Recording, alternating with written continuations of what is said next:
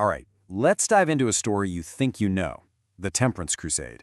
Now, if you're picturing people just smashing barrels of whiskey, well, you're not wrong, but that's barely scratching the surface. This is really a story about how a huge fight over drinking accidentally kicked off a revolution for women's rights and completely redrew the map of American politics. Okay, so to really get how wild and radical this whole movement was, you've got to understand the world it came from. So, let's go back. Picture the early United States, right? It's a brand new country, this fresh-faced republic. And in this new nation, and believe me, that is not an exaggeration. It was a fact. This was the reality of what historians now call the alcoholic republic. I mean, alcohol wasn't just a drink. It was woven into the very fabric of everyday life. We're talking from the workplace to the family dinner table. And this total saturation, well, it created a problem that a lot of people thought was threatening the very soul of the country. Yeah, the amount of drinking was just staggering, and it led reformers to ask a really serious question about the future of this whole democratic experiment. What's really key here is just how normal all of this was. This wasn't some fringe activity, not at all.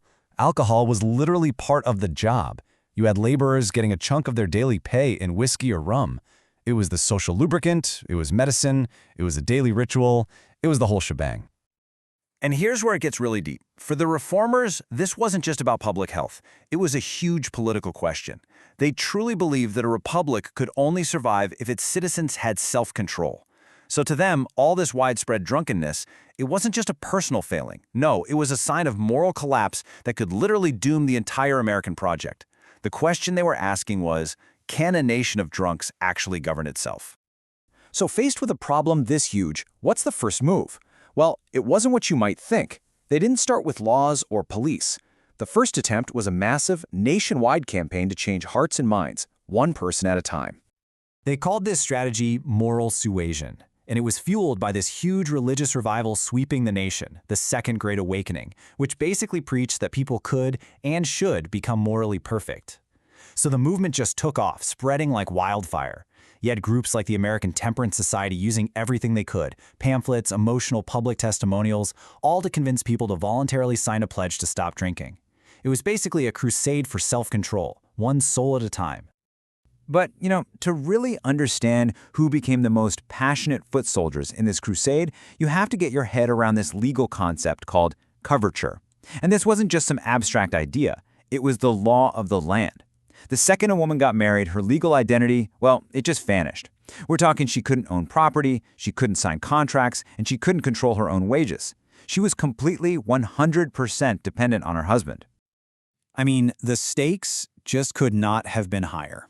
A woman had zero, and I mean zero, legal claim to the money her husband earned. So think about it. If he decided to go spend his entire paycheck at the tavern, she and her kids could literally starve. Her husband's drinking wasn't just some private problem, it was an existential threat to her family's survival, and she had absolutely no legal way to fight back. And that is why women became the absolute heart and soul of the temperance movement. But it's important to remember, this movement wasn't all one thing. You kind of had two different faces of reform.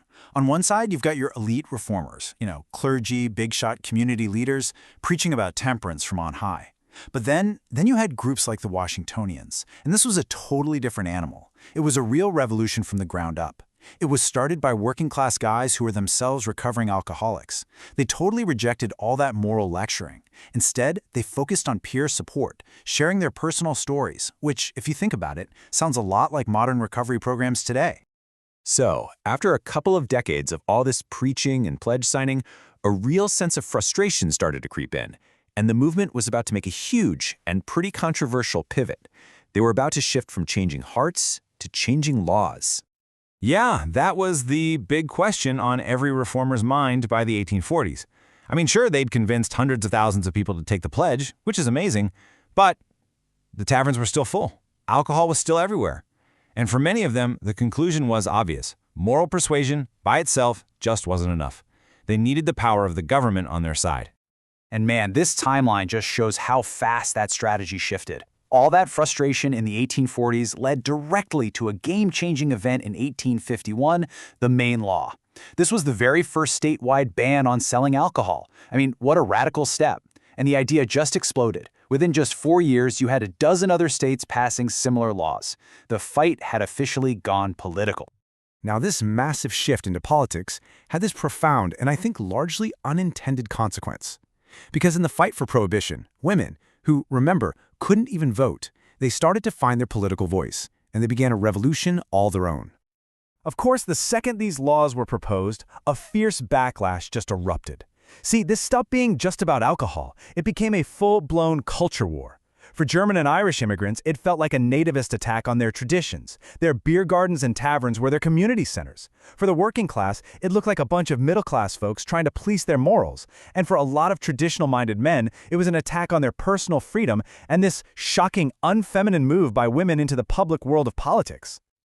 So, what do you do when you don't have the vote? Well, women had to get creative. The temperance movement basically became their political boot camp. They learned the real nuts and bolts of organizing. We're talking circulating massive petitions, managing fundraising, running entire societies, and maybe most importantly, they broke this huge social taboo by standing up and speaking in public to audiences of both men and women. And for so many of them, like a young activist you've probably heard of named Susan B. Anthony, this whole experience led to a massive realization. It was a total light bulb moment. See, she started out as a temperance organizer, but after getting silenced and shut out by the male leaders of the movement, she came to the conclusion you see right here. She understood that to really protect their families and actually get these laws passed, women needed more than just moral authority. They needed real political power. They needed the right to vote. So, when we talk about the legacy of the temperance movement, it's so much bigger than just the 18th Amendment.